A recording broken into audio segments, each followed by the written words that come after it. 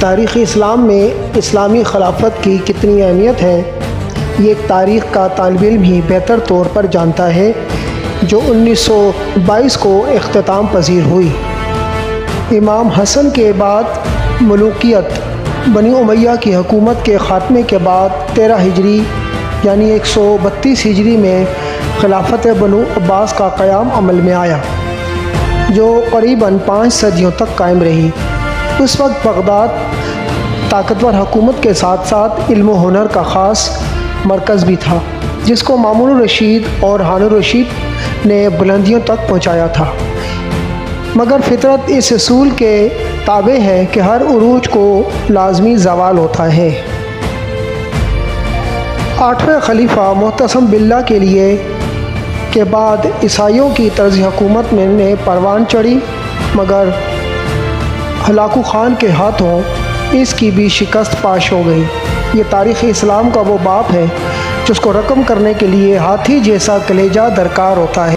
موجودہ دنیا کے نقشے پر نظر ڈالی جائے تو ہمیں حالات بدلتے اور بگڑتے نظر آ رہے ہیں۔ سلطنت عثمانیہ کا خاتمہ جو کہ 2023 کو ہو جائے گا، دوسری طرف یہود و انصار آخری جنگ کی تیاری کر چکے ہیں۔ یہ جنگ جو کفار اور ایمان کے درمیان ہوگی، دنیا کی عظیم جنگ جس میں 99 مسلمان قتل ہوں گے اور ایک ہی مسلمان بچ سکے گا، یعنی دنیا کی آبادی بہت حد تک کم رہ جائے گی۔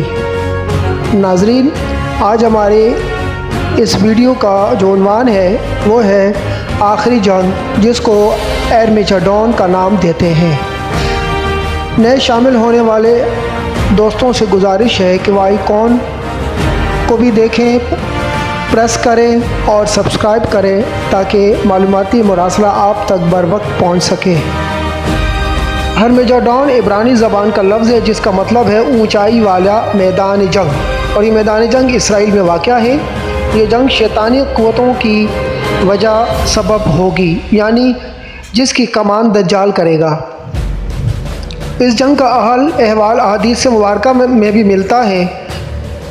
پہلی جنگ عظیم کو صلیبی اور دوسری جنگ عظیم کو آخری جنگ کا ایرمیجڈون کا نام دیا گیا ہے۔ حدیث مبارکہ میں بھی اس جنگ کا احوال اور نقشہ کھینچا گیا ہے۔ سنن ابو داؤد کی ایک واضح حدیث ہے جس میں حضرت ثوبان رضی اللہ تعالیٰ عنہ سے روایت ہے کہ قیامت کے قریب ایک ایسا وقت بھی آئے گا جب شیطانی قوت مسلمانوں پہ ایسے ٹوٹ پڑے گی جیسے کھانے والے ایک پیالے پر ٹوٹ پڑتے ہیں۔ صحابہ کرام نے عرض کیا، یا رسول اللہ، کیا مسلمان تعداد میں تھوڑے ہوں گے جو ایسا سب کچھ ہوگا؟ آپ صلی اللہ علیہ وسلم نے فرمایا، نہیں، مسلمان تو تھوڑے نہیں ہوں گے، مگر کفار کے دلوں سے مسلمانوں کے رعب و دبدبہ نکل جائے گا۔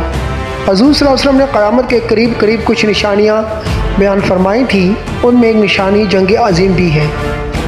یہ ایک مقام پر ہوگی، یہ مقام شام، اسرائیل اور لبنان ہے، جہاں تینوں ملکوں کی سرحدیں ملتی ہیں۔ یہاں اس جنگ کو عظیم جنگ کہا جاتا ہے۔ تمام نیٹو ممالک ترکی کو رونتے ہوئے آگے آئیں گے اور یہ لوگ ترکی کا خاتمہ کر دیں گے۔ ترکی کا پرانا نام اندلس ہے، جو مسلمان سپہ سالاروں نے عیسائیوں سے چھین لیا تھا۔ طارق بن زیاد جیسے اور بھی عظیم سپہ سالاروں نے ترکی کو فتح کر کے اسلامی سلطنت میں شامل کر دیا۔ اس لیے عیسائیوں کے دلوں میں ترکی آج بھی آباد ہے اور وہ اسے واپس لینے کے در پہ ہیں۔ اس جنگ میں عرب اور آس پاس کے تمام علاقے عیسائیوں کے قبضے میں آ جائیں گے۔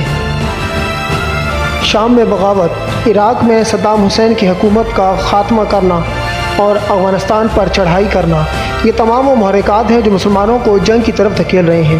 آج شام کی حالت زار آپ کے سامنے ہے۔ اس جنگ میں یہودیوں کا دماغ استعمال کیا جائے گا۔ مصر اور ترکی میں بغاوت کی کوشش، یہ سب کچھ پری پلان کا حصہ ہے۔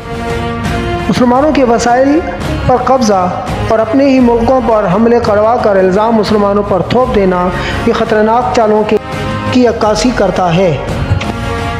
اسلامی دنیا کو خون و خاک میں بدل دینا شروع سے ہی عیسائیوں اور یہودیوں کی گٹھ جوڑ سیاست اور سازشیں رہی ہیں۔